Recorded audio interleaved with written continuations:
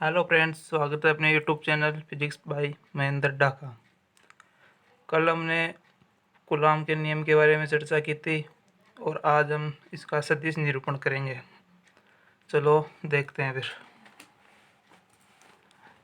मान लो ये कोई y अक्ष है और ये x अक्ष है।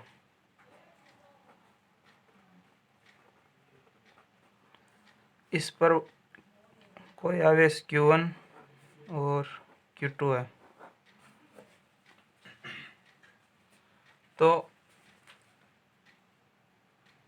मिड पॉइंट यानी कि मूल बिंदु से इनकी दूरी है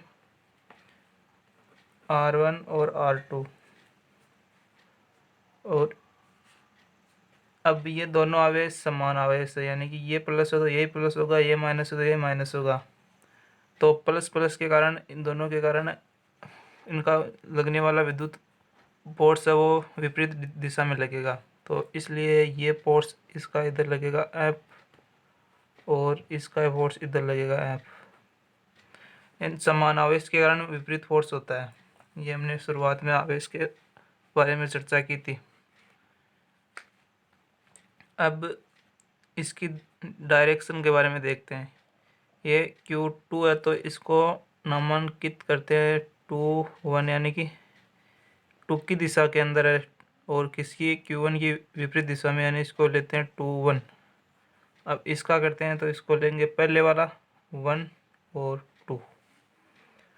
अब बात करते हैं इस और इसके बीच की दूरी की, यानी Q1 Q2 के बीच की दूरी। Q1 और Q2 के बीच की दूरी होगी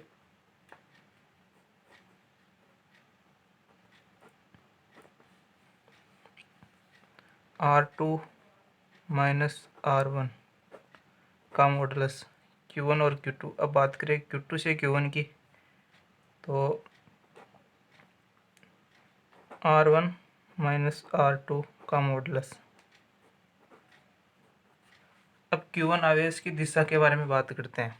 इसकी दिशा किस दिशा में होगी, तो इसको हम एरर से दर्शाते हैं और R21 केप, जिसकी दिशा में फोर्स होगा उसी दिशा में नामांकित करना है और इसका केप लेना है हमें। अब इसकी दिशा के बारे में बात करते हैं, तो इसकी दिशा होगी इस तरफ R12 का केप, ये विपरीत दिशा में हो गया।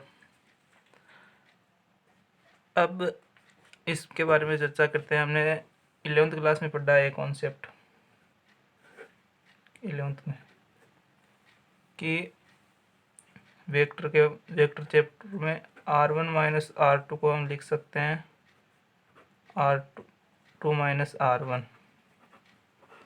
कक्षा 11th में हमने पढ़ा है ये वेक्टर का नियम। और एक और चीज़ पढ़ी है हमने, n के बराबर n vector upon mod of n vector, एकांक सदिश के बारे में पढ़ा था हमने 11th क्लास में।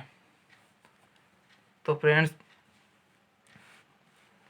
Q1 पर Q2 के कारण आवेश यानी कि विद्युत बल देखते हैं कूलॉम के नियम से। यहाँ लिख सकते हैं हम कूलॉम के लॉ से।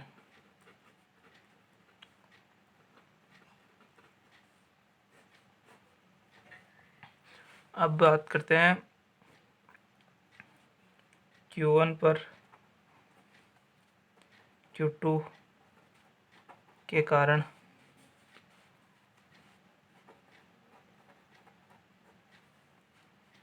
विद्युत बल।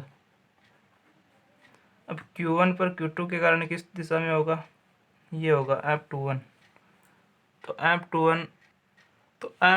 Q1 के कारण Q2 की दिशा में विद्युत बल देखते हैं, तो इसको लेते हैं हम F12 के कारण होगा K Q1 Q2 अपॉन, यानी कि हम देखते हैं कूलॉम के नियम से F बराबर होता है K Q1 Q2 upon R²। तो एक बार के लिए हम R² को छोड़ देते हैं और दूसरे फोर्स के कारण देखते हैं F21 के कारण। थोड़ी जगह देते हैं यहाँ Q1 के कारण होगा के Q1 Q2 अपॉन, इसको एक बार के लिए छोड़ देते हैं। अब हमने कक्षा 11th में क्या पढ़ा है, एन वेक्टर बराबर, यानी कि एन के बराबर n vector upon mod of n vector modulus. तो अब इसकी जगह लेते हैं पहले वाली की दिशा r12 केप के कारण, तो इसको लेते हैं r12 cap mode of N क्या हो जाएगा, इसकी दिशा इस तरफ, तो Q1 से Q2 की दूरी होगी r2 माइनस r1 अपॉन इसका वेक्टर, तो इसका वेक्टर होगा नहीं, इस पर केप आ जाएगा और अपॉन में लेंगे मोड ऑफ एन यानी कि r2 माइनस r1। अब इसी प्रकार यहाँ रखते हैं मान इसका, ये हमें आर स्क्वायर रखना है, तो इसकी दिशा इस दिशा में है, तो यहाँ होगा r2 माइनस r1 का स्क्वायर। अब इसकी दिशा लेते हैं इस तरफ है, तो ये होगी r12 केप। अब यहाँ r12 केप से देखते हैं क्या आता है, f12 इसको वेक्टर ले लेते हैं, वेक्टर बराबर क्या हो जाएगा के Q1 Q2 upon r2 minus r1 का स्क्वायर गुणा r2 minus r1 upon mod of r2 minus r1।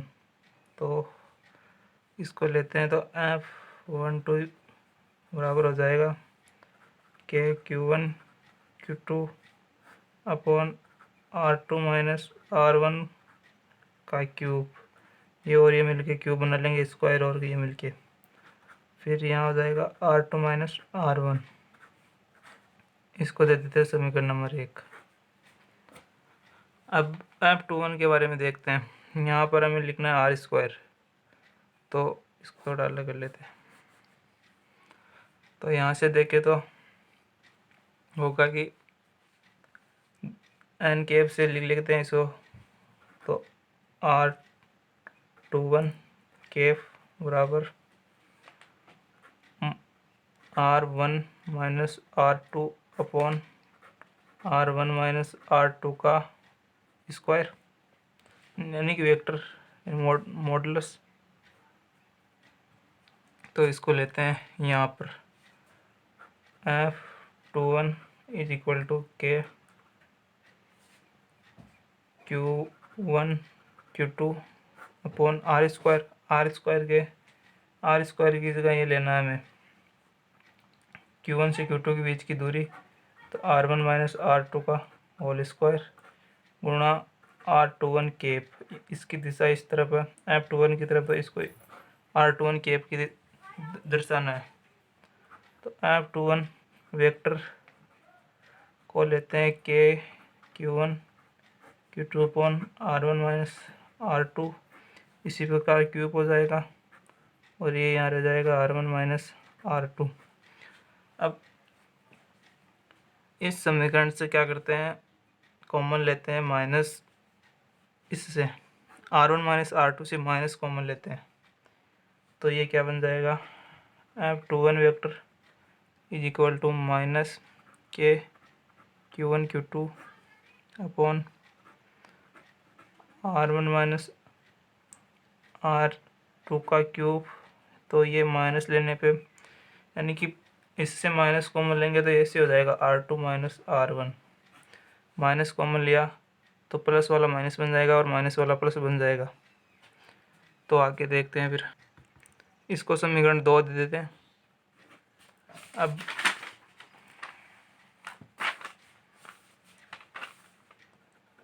समीकरण 1 व 2 से हमने क्या देखा है इस तरफ कि ये दोनों राशियाँ ये और ये सेम आ रही है। कैसे हैं कि हमने इस तरफ ये देखा था कि r1 माइनस r2 का मॉडुलस r2 माइनस r1 के बराबर होगा। सो इसी प्रकार ये r2 माइनस r3 का क्यूब r1 माइनस r2 के क्यूब के बराबर हो जाएगा। तो ये समीकरण में ये इक्वेशन बराबर आ जाएगी। तो ये हो जाएगा F12 बराबर माइनस F21। तो ये यानी कि Q1 पर लगने वाला फोर्स Q2 की विपरीत दिशा में होगा। तो इसको हम बोल सकते हैं ये क्रिया प्रतिक्रिया का नियम, क्रिया प्रतिक्रिया का नियम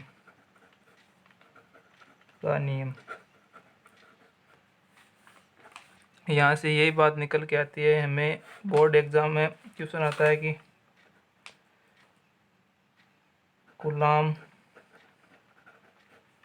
यानी कि सिद्ध कीजिए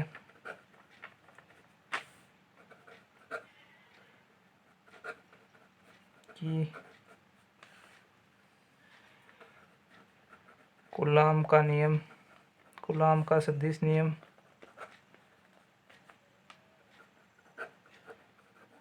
क्रिया प्रतिक्रिया या गति के तृतीय नियम